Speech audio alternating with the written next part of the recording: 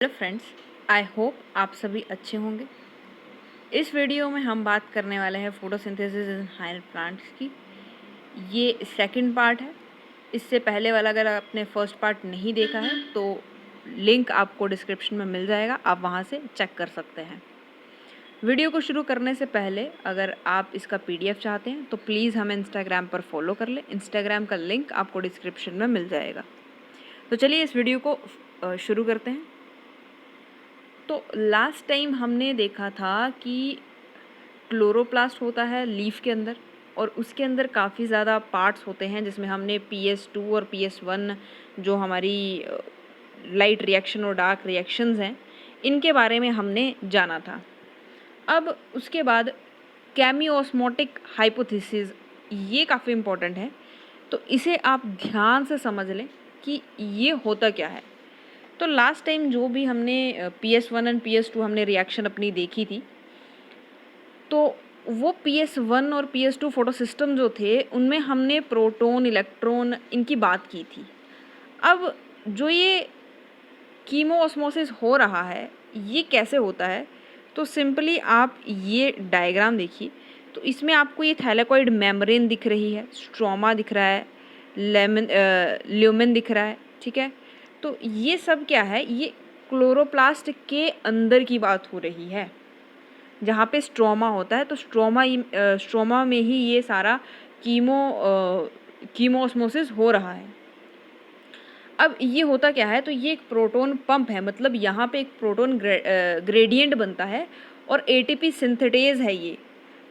मतलब क्या है? सिंपल अगर भाषा में कहा जाए तो ATP सिंथेसिस कैसे होता है, ATP बनती कैसे है, उसका एक्सप्लेनेशन ये कीमोऑस्मोटिक हाइपोथेसिस के थ्रू हम करते हैं।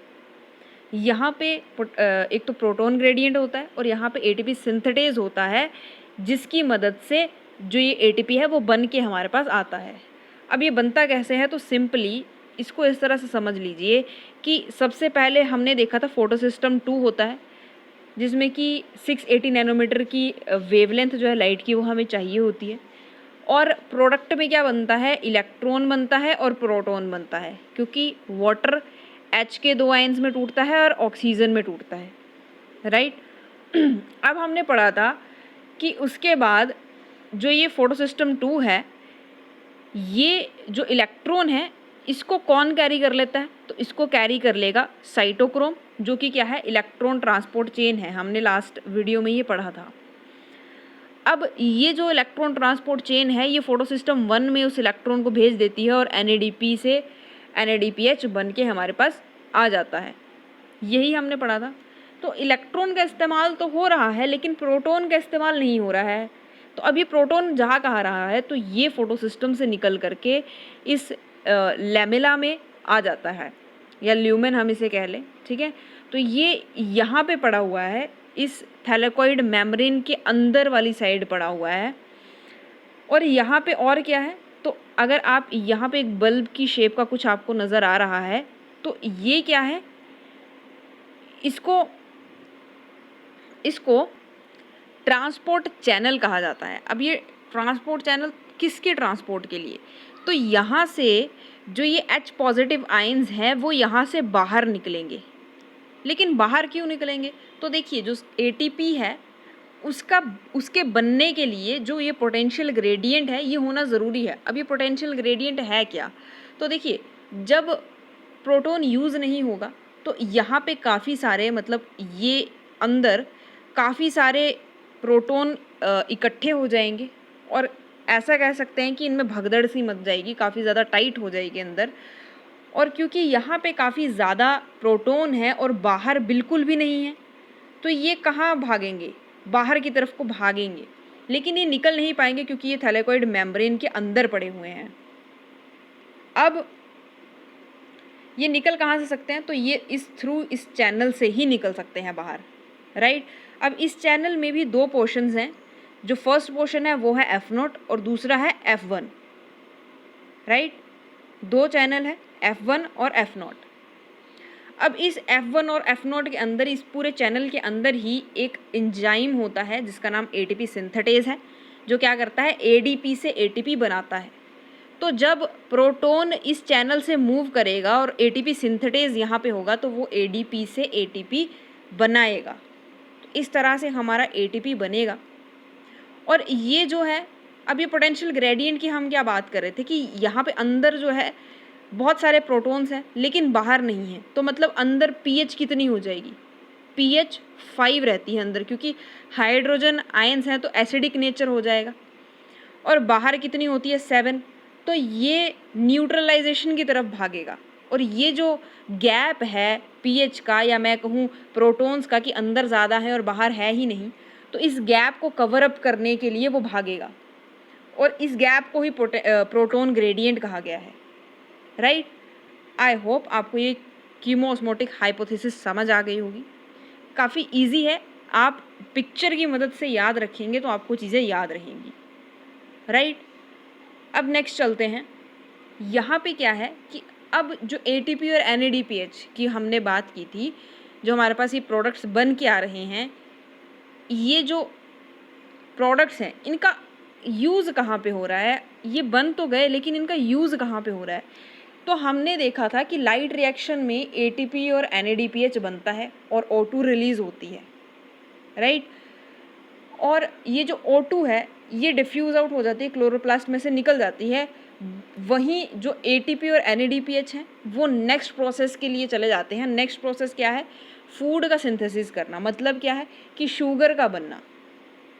राइट, और ये शुगर क्या है, ये है जो ग्लूकोस है, ठीक है, जो कार्बोहाइड्रेट है। हमने ये लास्ट वीडियो में डिस्कस किया था कि प्रोडक्ट क्या बनता है फोटोसिंथेसिस का। राइट, अब जो ये पूरा फूड बनने का जो फेज़ है इसको बायोसिंथेटिक फेज़ कहते हैं, या हम इसे डार्क रिएक्शन भी कह सकते हैं। राइट, डार्क रिएक्शन क्या है हम लास्ट वीडियो में ही डिस्कस कर चुके हैं। अगर आपने वो नहीं देखी है तो इस वीडियो के डिस्क्रिप्शन में आपको लिंक मिल जाएगा, आप उसे जा कर के चेक कर सकते हैं। अब ये जो प्रोसेस है जो हमने डिस्कस किया था कि जो डार्क रिएक्शन है या जो बायोसिंथेटिक फेज़ है, ये डायरेक्टली लाइट के ऊपर डिपेंड नहीं होता है, लेकिन जो लाइट रिएक्शन से बने हुए प्रोडक्ट्स हैं जैसे कि एनएडीपीएच और एटीपी, ये उनके ऊपर डिपेंड ज़रूर होता है, क्योंकि इसमें एटीपी का यूज़ होगा, एनएडीपीएच का यूज़ होगा, और साथ ही साथ इसमें कार्बन डाइऑक्साइड और H2O का यूज़ भी होगा। अब जो ये H2O है, हमने देखा था कि ये CO2 और H2O मिलके क्या बना रहे थे, तो ये ग्लूकोज बना रहे थे, या कार्बोहाइड्रेट या शुगर, आप जो भी इसको कहना चाहें कह सकते हैं। ठीक है, तो ये क्या बना रहे थे, ये शुगर और हमारा ग्लूकोज बना रहे थे। तो अब इतना देखने के बाद जो साइंटिस्ट थे उन्होंने ये डिसाइड किया, उनके अंदर एक जिज्ञासा जागी कि अब ये जो शुगर है, ये जो फूड है, ये कैसे बन रहा है। मतलब अगर CO2 का यूज़ हो रहा है, रिडक्शन हो रही है या कार्बोक्सिलेशन हो रही है, तो उसमें जो प्रोडक्ट है, मतलब हमारा फर्स्ट प्रोडक्ट है, वो क्या बन रहा है CO2 की फिक्सेशन के बाद। तो इसको देखने के लिए काफ़ी ज़्यादा मैं कहूँ एक्सपेरिमेंट्स किए गए, काफ़ी ज़्यादा प्लांट्स के ऊपर एक्सपेरिमेंट्स हुए, ये जानने के लिए कि कार्बन डाइऑक्साइड की फिक्सेशन के बाद, जब कार्बन डाइऑक्साइड की फिक्सेशन होती है तो वहाँ पे जो फर्स्ट प्रोडक्ट बनता है वो क्या होता है। अब जो मेल्विन कैल्विन थे, इनका नाम आप याद रख लीजिए, कई बार नीट जैसे एग्ज़ाम्स में पूछ लेता है। ठीक है, मेल्विन कैल्विन जो थे उन्होंने एक रेडियो एक्टिव C14 एलिमेंट करके एक एलिमेंट होता है उसको यूज़ किया। आइसोटोप है ये, ठीक है, C14 एक आइसोटोप है और ये रेडियो एक्टिव आइसोटोप था। इसको एल्गल की फोटोसिंथेसिस में उन्होंने हेल्प किया और उनकी स्टडीज़ से ये डिस्कवरी हुई कि जब CO2 की फिक्सेशन होती है तो वहाँ पे फर्स्ट प्रोडक्ट क्या बनता है, तो 3 कार्बन ऑर्गेनिक एसिड बनता है, जिसको कि 3 फॉस्फोग्लिसरिक एसिड भी कहते हैं, और शॉर्ट में हम इसे PGA भी कह सकते हैं। राइट, अब जो ये कंप्लीट बायोसिंथेटिक पाथवे है इसको कैल्विन साइकिल भी कहते हैं, C3 साइकिल भी कहते हैं। राइट, नेक्स्ट देख लेते हैं। अब जो एक्सपेरिमेंट कंडक्ट किए गए, बहुत सारे एक्सपेरिमेंट कंडक्ट हुए, अलग अलग प्लांट्स के ऊपर हुए, तो ये पुष्टि करने के लिए हुआ कि क्या सभी प्लांट में वही जो हमने अभी बात की थी कि 3 फॉस्फोग्लिसरिक एसिड ही बन रहा है, पीजीए ही बन रहा है क्या फर्स्ट प्रोडक्ट। तो उन्होंने देखा कि कुछ प्लांट्स में CO2 फिक्सेशन के बाद 4 कार्बन एटम्स वाला एसिड भी बन रहा है, या जिसको कि ऑक्सैलो एसिटिक एसिड भी कहा गया, OAA। तो कुछ प्लांट्स में पीजीए बन रहा था और कुछ प्लांट्स में OAA बन रहा था, राइट।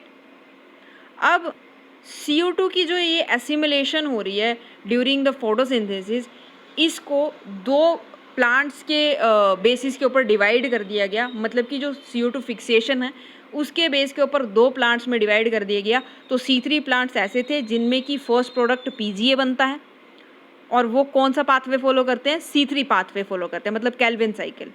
और जो C4 वाले प्लांट थे उनमें फर्स्ट प्रोडक्ट OAA बनता है, मतलब कि वो कौन सा पाथवे फॉलो कर रहे हैं, वो C4 पाथवे फॉलो कर रहे हैं। इतना क्लियर हो गया। अब नेक्स्ट बात करते हैं कि जो प्राइमरी एक्सेप्टर है कार्बन डाइऑक्साइड का वो कौन है। तो प्राइमरी एक्सेप्टर मॉलिक्यूल उसको कहा जाता है 5 कार्बन कीटो शुगर। इसको राइबोलोज बिसफॉस्फेट भी कहते हैं, या आप जो भी इसे कहना चाहें। तो इसका शॉर्ट नेम है रुबिप, RUBP, रुबिप, राइबोलोज बिसफॉस्फेट। अब यहाँ से हमारी कैल्विन साइकिल शुरू होती है। कैल्विन साइकिल मेनली 3 स्टेजेस में डिवाइडेड है। फर्स्ट, इसमें कार्बोक्सिलेशन होती है, दूसरा इसमें रिडक्शन होती है, और तीसरा रीजनरेशन होती है। तो फर्स्ट हम कार्बोक्सिलेशन की बात कर लेते हैं। तो इसमें CO2 की फिक्सेशन होती है। अब होगी कैसे, तो देखिए ये एक क्रूशियल स्टेप है कैल्विन साइकिल का, क्योंकि यहाँ पे जो CO2 यूटिलाइज होगी तो किसके कार्बोक्सिलेशन के लिए होगी, रुबिप के। रुबिप क्या है, हमने अभी पीछे डिस्कस किया कि वो ऑक्सीजन एक्सेप्टर है, प्राइमरी ऑक्सीजन एक्सेप्टर है, जिसका नाम क्या है, राइबोलोज बिसफॉस्फेट, उसको ही रुबिप कहा जाता है। तो इसकी कार्बोक्सिलेशन के लिए CO2 जो है वो मिक्स होती है इसके साथ कैल्विन साइकिल के अंदर। अब ये जो रिएक्शन है ये कैटालाइज होती है एक एंजाइम के थ्रू, जिसका नाम क्या है, रुबिप कार्बोक्सिलेज, राइट। और यहाँ पे जो फॉर्मेशन है वो होती है 3 PGA की, मतलब 2 मॉलिक्यूल बनेंगे 3 PGA का। 3 PGA क्या है, हमने अभी पीछे ही डिस्कस किया है, फॉस्फोग्लिसरिक एसिड है ये, आप याद रखेंगे ये सब कुछ। उसके बाद अब जो ये एंजाइम है, क्योंकि इसमें ऑक्सीजनेशन भी होती है, तो इसका नाम, जो पूरा नाम है इसका, वो है राइबोलोज बिसफॉस्फेट कार्बोक्सिलेज ऑक्सीजनेज। तो इसको शॉर्ट में आप रुबिस्को कह सकते हैं, राइट। अब उसके बाद सेकंड स्टेप आता है रिडक्शन। अब घबराइए मत, इसको हम डायग्रामेटिकली बहुत अच्छे से समझने वाले हैं। फर्स्टली हम एक ओवरव्यू ले लेते हैं कि होता क्या क्या है। तो रिडक्शन होती है। रिडक्शन में क्या होगा कि एक पूरी जो सीरीज़ है रिएक्शन की वो चल रही होगी, और ये क्या बनाएगा, अब इस रिडक्शन के बाद क्या होगा, ग्लूकोज बनेगा, राइट, जिसकी हम बात कर रहे हैं कि एंड प्रोडक्ट क्या बनता है, ग्लूकोज बनता है। अब यहाँ पे यूटिलाइजेशन किसका होगा, तो 2 मॉलिक्यूल ATP के चाहिए हमें और 1 कार्बन डाइऑक्साइड का।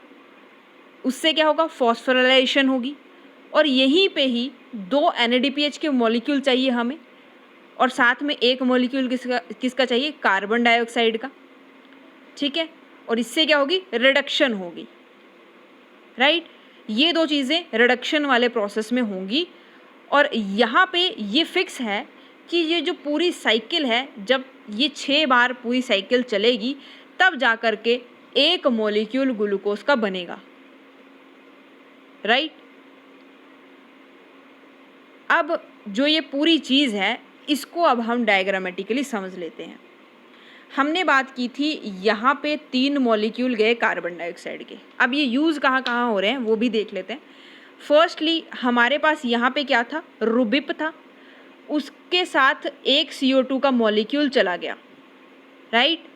1 CO2 का मॉलिक्यूल चला गया, और यहाँ पे कौन सा एंजाइम काम करेगा, रुबिस्को एंजाइम काम करेगा, ये बनने के बाद नेक्स्ट स्टेप था हमारे पास रिडक्शन। रिडक्शन में हमने देखा था कि 2 ATP मॉलिक्यूल चाहिए प्लस 1 CO2 चाहिए। 2 CO2 के मॉलिक्यूल यूज़ हो गए, जो हमने 3 शुरुआत में डाले हुए हैं यहाँ पे।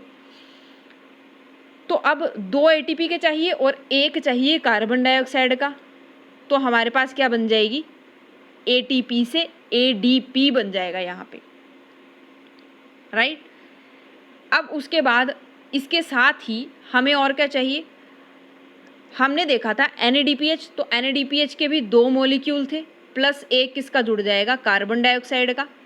तो यहाँ पे हमारे 3 कार्बन डाइऑक्साइड के मॉलिक्यूल जो हैं वो यूज़ हो जाएंगे, एक यहाँ पे, एक यहाँ पे और एक यहाँ पे। तीनों जो कार्बन डाइऑक्साइड के मॉलिक्यूल्स हैं वो यूज़ हो गए। ये पूरा स्टेप होने के बाद हमारे पास क्या आ जाएगा, 3 कार्बन शुगर आ जाएगी, राइट। कार्बोहाइड्रेट बन गया हमारे पास, ठीक है, ग्लूकोज बन गया हमारे पास। अब ये तो हो गई 2 स्टेप हो गए, ये हो गई कार्बोक्सिलेशन, ये होगी रिडक्शन, राइट। अब तीसरा स्टेप क्या है, तो तीसरा स्टेप है रीजनरेशन। मतलब क्या है, तो यहाँ पे जो रीजनरेशन है, कार्बन एक्सेप्टर हमने बात की थी, कौन होता है, रुबिप होता है, उसको हम दोबारा रीजनरेट कर सकते हैं, दोबारा पैदा कर सकते हैं, ऐसा कह सकते हैं, राइट। अगर ये जो साइकिल है, ये पूरी साइकिल विदाउट किसी इंटरप्शन के चल रही है, तो हम रुबिप को दोबारा रीजनरेट कर सकते हैं। कैसे, तो इसमें हमें एक ATP का मॉलिक्यूल चाहिए, ठीक है, एक ATP का मॉलिक्यूल चाहिए, जिससे कि हम उसके साथ फॉस्फोराइलेशन करें और उससे हमें क्या मिलेगा, रुबिप मिल जाएगा, जो हमारा कार्बन डाइऑक्साइड एक्सेप्टर है, राइट। तो अगर टोटल बात करें तो इस पूरे प्रोसेस में कितने ATP यूज़ हो रहे हैं, तो हमने देखा था यहाँ पे 2 ATP मॉलिक्यूल के साथ एक कार्बन डाइऑक्साइड चाहिए। तो अगर 6 बार साइकिल चल रही है तो कितने ATP मॉलिक्यूल यूज़ हुए, 6 2 12, राइट। और एक मॉलिक्यूल यहाँ पे भी ऐड हो रहा है, राइट। तो पूरी की पूरी साइकिल में कितने ATP मॉलिक्यूल यूज़ हो रहे हैं, तो यहाँ पे पूरी साइकिल में कितने हो रहे हैं, 3 हो रहे हैं, और 6 बार पूरी साइकिल चलेगी तो कितने हो गए, 18 ATP मॉलिक्यूल्स यूज़ हो रहे हैं। इसी तरह से NADPH को भी काउंट कर लेंगे आप, राइट। काफ़ी इजी है, आपको सिर्फ ये डायग्राम याद रखना है। अगर आप ये डायग्राम याद रखेंगे और इनके प्रोडक्ट्स याद रखेंगे कि क्या क्या बनता है, कौन सा एंजाइम यूज़ होता है, तो काफ़ी इजीली आप C3 साइकिल को याद रख पाएंगे। अब नेक्स्ट चलते हैं, कुछ क्वेश्चंस देख लेते हैं। In Calvin cycle 1 molecule of glucose is formed from, एक मॉलिक्यूल बताना है ग्लूकोज का, राइट। तो एक मॉलिक्यूल कैसे बनेगा, तो हमने देखा था कि ATP कितनी चाहिए थी, 3 ATP के मॉलिक्यूल यूज़ हो रहे थे पूरी की पूरी साइकिल में। तो अगर 6 बार साइकिल चल रही है तो 6 3 18 होते हैं, और NADPH के कितने, 2 मॉलिक्यूल्स जा रहे थे, ठीक है, 2 मॉलिक्यूल जा रहे थे। तो 6 बार साइकिल चल रही है तो मतलब NADPH के 12 मॉलिक्यूल्स, और यहाँ पे आपको ये आंसर मिल जाएगा, राइट। तो मतलब आंसर C हो जाएगा। कार्बन डाइऑक्साइड के आपको 6 मॉलिक्यूल्स चाहिए, राइट। ATP के आपको 18 मॉलिक्यूल्स चाहिए, और NADPH के 12 मॉलिक्यूल्स चाहिए, और ये 6 बार साइकिल होगी तब जा कर के आपको एक ग्लूकोज का मॉलिक्यूल मिलेगा, राइट। ये लास्ट टाइम ये 2 साल पहले नीट में आया हुआ क्वेश्चन है, तो आप इसको ध्यान से देख लीजिए, कितना इंपॉर्टेंट क्वेश्चन है, कैसे घुमा के डाला गया है, राइट। अब नेक्स्ट बात कर लेते हैं, electrons from the excited chlorophyll molecule of PS2 are first accepted by। अब यहाँ पे अगर आपने PS2 और PS1 साइकिल अच्छे से याद कर ली होगी तो आपको ये बहुत अच्छे से आंसर आपको पता होगा कि सबसे पहले PS2 की हम बात करते हैं। PS2 में जो इलेक्ट्रॉन बनता है उसको कौन एक्सेप्ट करके ले जाता है, तो तो वो इलेक्ट्रॉन ट्रांसपोर्ट चेन होती है जिसको कि साइटोक्रोम कहा जाता है, और वो PS1 में उसको भेजता है, राइट। तो आप चीज़ें याद रखिए, क्योंकि ये अगर आप डायग्रामेटिकली याद रखेंगे तो आपको इतनी ज़्यादा रट्टा मारने की ज़रूरत नहीं पड़ेगी। चीज़ों को समझिए, उन्हें याद या रट्टाफिकेशन मत करिए, चीज़ों को समझिए, ताकि अगर कहीं से घुमा फिरा के भी क्वेश्चन आ जाए तो आप उसको सॉल्व कर पाएँ, राइट। तो इसके बाद के जो C4 साइकिल है वो हम नेक्स्ट वीडियो में डिस्कस करने वाले हैं। आज के लिए सिर्फ इतना ही। आई होप आपको समझ आया होगा। इसी तरह से हमारे साथ बने रहिए, लाइक शेयर सब्सक्राइब ज़रूर कर दीजिए, और तैयारी अपनी साथ साथ जारी रखिए, क्योंकि कोई भी एग्ज़ाम कभी भी निकल सकता है। तो आपको 1-2 महीने में पूरी की पूरी तैयारी करने में बहुत ज़्यादा दिक्कत आएगी। तो इसलिए आप अपनी तैयारी लगातार करते रहिए साथ साथ, एंड लाइक शेयर सब्सक्राइब ज़रूर कर दीजिए। Thanks for watching.